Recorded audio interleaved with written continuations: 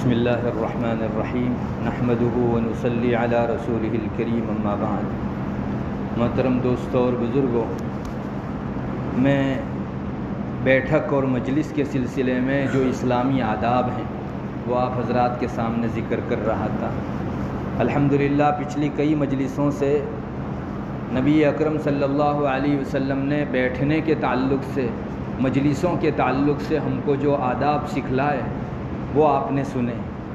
مجلس کا ایک ادب یہ بھی ہے کہ مسلمان کی کوئی مجلس اللہ کی یاد سے خالی نہیں جانی چاہیے۔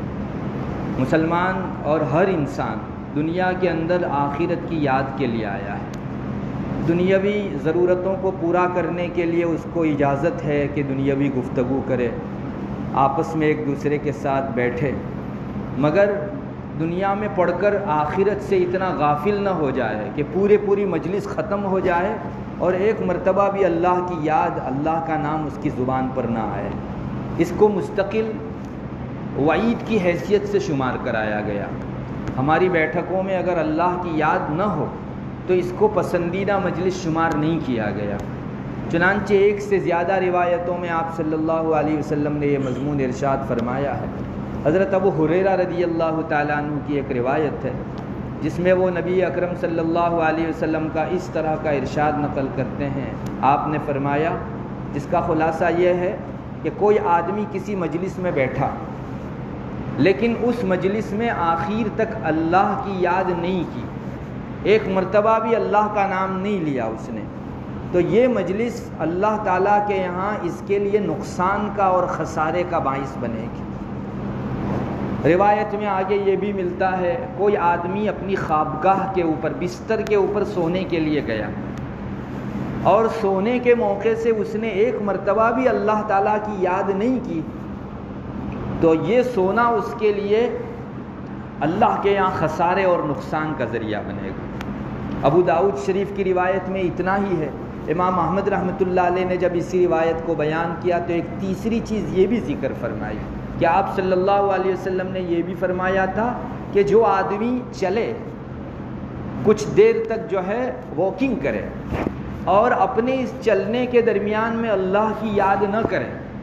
تو یہ چلنا اللہ تعالیٰ کے یہاں اس کے لیے خسارہ، ٹوٹا اور نقصان کا باعث بنے گا۔ میرے بھائیوں، اس روایت کی روشنی میں ہم لوگ یہ طے کر سکتے ہیں کہ ہماری وہ مجلس جس میں دنیا بھر کی ساری باتیں ہوئی، زید، عمر، بکر سب کا تذکرہ آیا، ہمارے دنیا بھر کے سارے کام کا ذکر آیا، ایک نہیں آیا ذکر تو ہمارے اس رب کا جس نے ہم کو اس دنیا میں آخرت کی تیاری کے لیے بھیجا ہے، تو یہ مجلس اللہ کے یہاں بیکار ہے۔ اس آدمی کو نقصان گیا اور یہ آدمی خسارہ اٹھانے والا ہے، یہ حدیث شریف میں اس کو بتا دیا گیا۔ اب اگر دنیا کے اندر ہم کوئی دھندا کریں، کوئی کام کریں اور کوئی ماہر اکنومی ہم کو یہ بتا دے کہ تم کو اس تجارت کے اندر گھاٹا ہے اور خسارہ ہے، تو انسان کی نیند نہیں اڑ جاتی؟ انسان کو نہ سونے میں چین ہوتا ہے، نہ کھانے پینے میں چین آتا ہے کہ میں نے اپنا سرمایہ زندگی کا جہاں لگایا وہ کھوٹ میں جا رہا ہے، اور اکنومی کے ایک ماہر اور نشنانت آدمی نے مجھ کو یہ بتایا ہے، اس لیے اس میں جھوٹ بھی نہیں ہو سکتا۔ تو وہاں دنیاوی نقصان کے خاطر تو ہماری نیند اڑ جاتی ہے، ہمارا کھانا پینا بے مزہ ہو جاتا ہے، لیکن اللہ کے رسول فرماتے ہیں کہ تمہاری یہ مجلس خسارے والی ہے، نقصان والی ہے، تو ہم لوگوں کو اس کا کوئی اثر نہیں ہوتا۔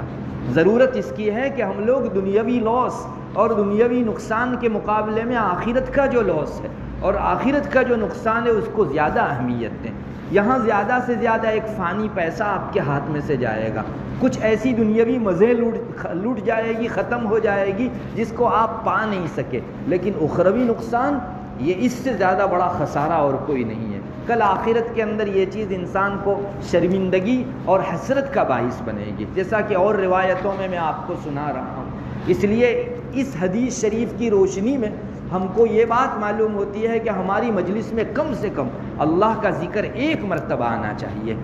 اور بہت اچھا ہوگا ہماری مجلس ہی اللہ تعالیٰ کی یاد سے بھری ہوئی ہو۔ آج ہمارے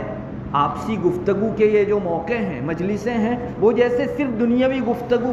پر مشتمل ہوتی ہے۔ اللہ کے نیک بندوں کی مجلسوں میں جا کر بیٹھو، ان کے یہاں دنیا کا ذکر ہی نہیں آتا، اللہ کے نیک بندوں کی مجلسیں مستقل لگتی ہیں اور ان کی اپنی نجی اور ذاتی گفتگو بھی جو ہوا کرتی ہے، آپ دیکھیں گے تھوڑی تھوڑی دیر میں وہ اللہ کی یاد کرتے ہیں، اللہ اللہ ان کی زبان سے بار بار نکلتے رہتا ہے۔ اور یہی تو وجہ ہے کہ یہ وہ لوگ ہیں جن کو دیکھ کر اللہ یاد آتا ہے، اور دنیاوی جو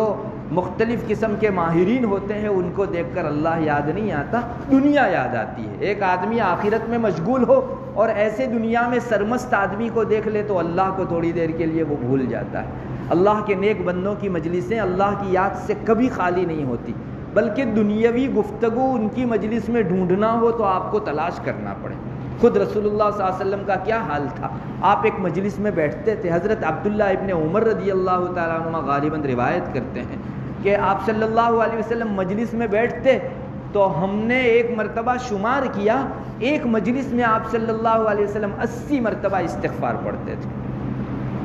حالانکہ آپ بخشے بخشائے تھے،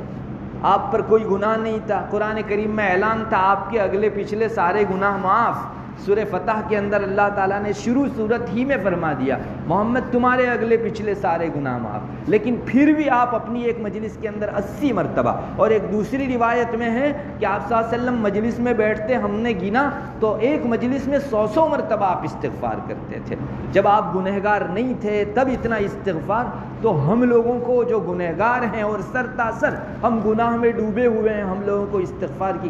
کتنی زیادہ ضرورت ہے۔ لیکن جتنا آپ صلی اللہ علیہ وسلم استغفار کرتے تھے اتنا ہی درجہ ہم گنہگار لوگ غافل ہیں اس چیز سے۔ ضرورت اس کی ہے کہ ہماری مجلسوں کو ہم اللہ کی یاد سے تازہ کیا کریں، ورنہ حدیث شریف میں آیا کہ یہ کل قیامت کے دن اس انسان کے لیے باعث حسرت بنے گی اور یہ نقصان کا باعث بنے گی، یہاں بھی نقصان اور آخرت کے اندر بھی نقصان۔ چنانچہ علماء نے اس کی تشریح کرتے ہوئے فرمایا ہے کہ اگر آپ کی پوری بات چیت صرف دنیاوی گفتگو پر مشتمل رہی اور آخرت کا اور اللہ کا ذکر بالکل نہیں آیا تو کل قیامت کے دن انسان اپنی اس ضائع ہونے والی گھڑی پر افسوس کرے گا کہ کم سے کم میں اس کو اچھائی میں لگاتا، نیکیوں میں لگاتا تو اللہ کے یہاں میری مغفرت ہوتی، درجات بلند ہوتے۔ آپ نے بھی یہ حدیث تو بار بار سنی ہوگی، فضائل اعمال میں بھی یہ سنائی جاتی ہے کہ کل جنت میں جانے کے بعد جنتی کو ایک ہی گھڑی کا افسوس ہوگا، بجز اس گھڑی کے کسی اور گھڑی کا افسوس نہیں ہوگا جو اس نے دنیا کے اندر غفلت میں گزاری، چونکہ وہ آخرت میں دیکھے گا کہ لوگوں نے اللہ کی یاد کر کے بڑے بڑے مراتب پا لیے،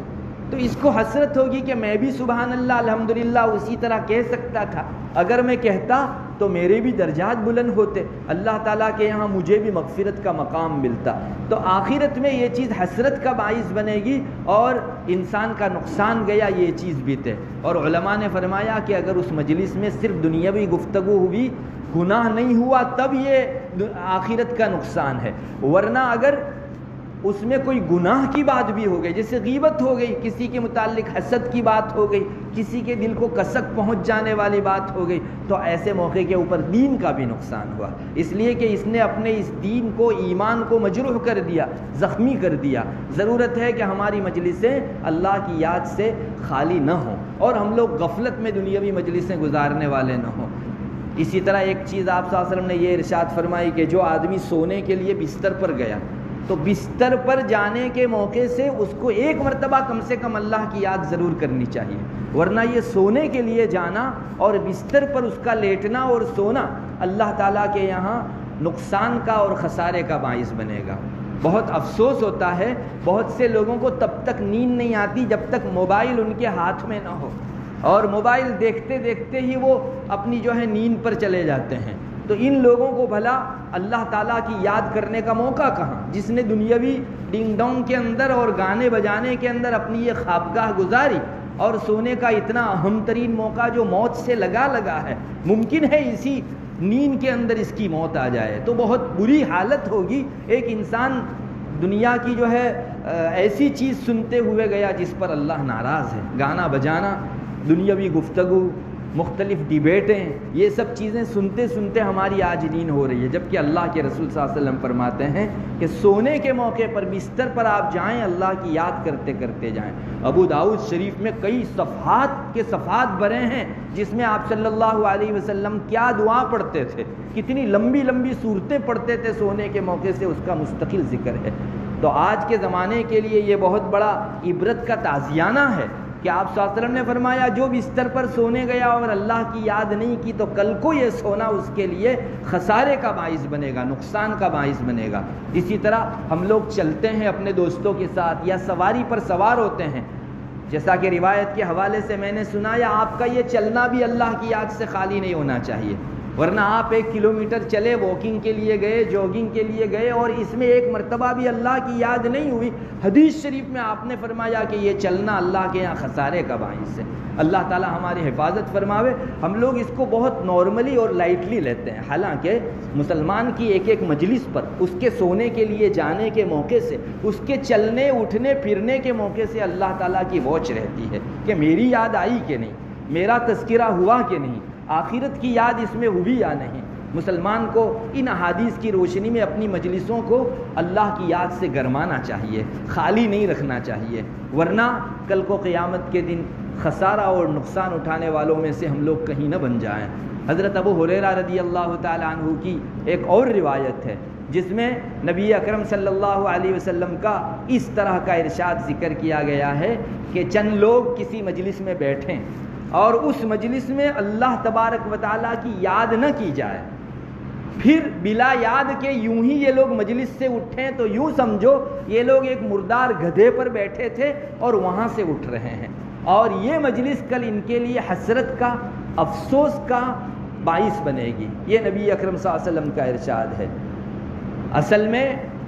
ہم دنیا کے اندر جو بھی کرتے ہیں آخرت کے اندر اس کی ایک شکل تیار ہوتی ہے، اس کی ایک خاص حیت تیار ہوتی ہے جو ہماری ان آنکھوں سے ہم لوگ نہیں دیکھ سکتے۔ ادھر روحوں کو دکھائی دیتا ہے کہ اس مجلس کا کیا اثر ہے، اس کی کیا حیت اور کیا شکل تیار ہوتی ہے۔ تو رسول اللہ صلی اللہ علیہ وسلم چونکہ اس دنیا میں رہتے ہوئے آخرت کے باسی تھے، آپ وہاں سے جو دکھتا تھا کبھی کبھی اللہ تبارک و تعالیٰ آپ صلی اللہ علیہ وسلم کو نگاہ عطا فرماتے تو وہ چیز آپ دیکھ لیا کرتے تھے۔ آپ نے یہ بات ارشاد فرمائی، اب ہمارے درمیان میں چند دوست فرینڈ لوگ بیٹھے ہوں اور آپس میں بیٹھنے کے درمیان ان کے ایک مردار گدھا رکھا گیا ہو اور سب گدھے کے گوشت کو، مردار گدھے کے ناپاک گوشت کو اپنے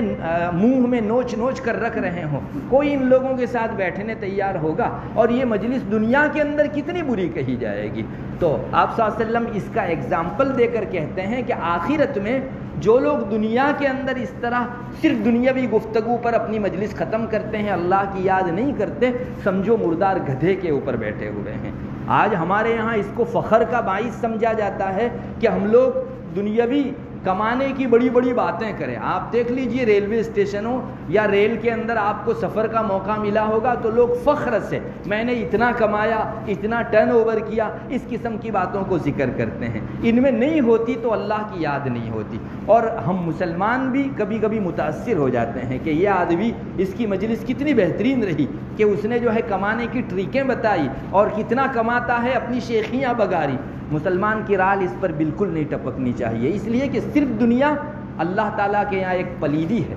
جس میں آخرت کی یاد نہ ہو ایسی دنیا ایک نجاست ہے۔ آپ صلی اللہ علیہ وسلم نے اس کو مردار گدھے سے تعبیر کیا۔ حضرت تھانوی رحمۃ اللہ علیہ فرماتے ہیں کہ بعض مرتبہ ریل میں سفر کا موقع ہوتا ہے تو آپس میں چند لوگ گفتگو کرتے نظر آتے ہیں۔ کوئی کہتا ہے کہ میں نے آج 1 لاکھ ٹرن اوور کیا، دوسرا کہتا ہے اتنا لاکھ میں نے ٹرن اوور کیا۔ حضرت تھانوی رحمۃ اللہ علیہ فرماتے ہیں کہ ان لوگوں کی بات سے مجھے ایسا محسوس ہوتا ہے جیسے ایک بھنگی دوسرے بھنگی کو کہہ رہا ہو کہ میں نے آج اتنا گھو ادھر سے اٹھا کر ادھر جو ہے منتقل کیا، اور دوسرا اس سے بڑھ چڑھ کر کہتا ہے کہ میں نے، یہ بڑوں کی نگاہ تھی۔ ہماری رالیں جہاں ٹپکتی ہیں وہاں حضرات بزرگان کو اللہ تعالیٰ نگاہ دیتا ہے کہ اس گفتگو میں کوئی مزہ نہیں جس میں آخرت کی یاد نہیں۔ صرف اور صرف دنیاوی گفتگو کو نہیں دیکھا آپ نے، آپ صلی اللہ علیہ وسلم نے فرمایا یہ مردار گدھے پر بیٹھ کر اٹھتے ہیں، اور بہت ممکن ہے بلکہ ہمیں یقین ہے کہ آخرت کے اندر سے اگر اس مجلس کو دیکھا جائے تو ان لوگوں کے دانت اور ہاتھ سب کے اوپر مردار گدھے کا گوشت دکھائی دے گا۔ آپ جو فرماتے ہیں وہ غلط نہیں ہوتا، سچ مچ یہ لوگ مردار گدھے پر بیٹھ کر اٹھتے ہیں جنہوں نے دنیاوی مجلس تو کی لیکن اللہ تعالیٰ کی یاد ان کی زبان پر پوری مجلس میں ایک مرتبہ بھی نہیں آئی۔ اور دوسری بات آپ نے ارشاد فرمائی، یہ مجلس کل کو ان کے لیے افسوس کا باعث بنے گی۔ کل قیامت کے دن یوں افسوس اور حسرت کم نہیں ہوگی، ہم نے ایسی بے ذکر اور اللہ کی یاد کے بغیر کی مجلسیں اگر رچا رکھی ہوگی تو ہم اپنے افسوس میں اضافہ کر رہے ہیں۔ اس لیے ضرورت ہے، ان ساری حدیثوں کا خلاصہ یہی ہے کہ اللہ تعالیٰ کے یہاں اگر ہم لوگوں کو نفع پانا ہے، نقصان سے محفوظ رہنا ہے، اور اللہ کے یہاں ہماری مجلس کو اچھی مجلس گرداننا ہے، تو پھر اللہ کی یاد سے ہماری مجلسوں کو آباد کرنا چاہیے۔ آپ دنیا کے لیے بھی بیٹھیں لیکن مجلس کے اندر اللہ کی یاد کچھ مرتبہ ضرور نہ ضرور ہونی چاہیے۔ بعض مجلسوں کے آخر میں ہمارے یہاں جو دعائیں پڑھی جاتی ہیں اس کا بھی یہی جو ہے اثر ہے کہ اس کی وجہ سے اگر دنیاوی گفتگو والی مجلس ہوگی تو کم سے کم اللہ کی یاد سے کچھ نہ کچھ آخر میں ہی صحیح وہ بھر جائے گی۔ انشاءاللہ وہ دعائیں بھی آئندہ مجلس میں ذکر کی جائے گی کہ ان دعاؤں کو پڑھ لینے کی وجہ سے مجلس میں جو گفتگو ہوئی اس کا کفارہ ہو جایا کرتا ہے۔ اللہ تبارک و تعالی ہمیں توفیق عطا فرماوے۔ وآخر دعوانا الحمدللہ۔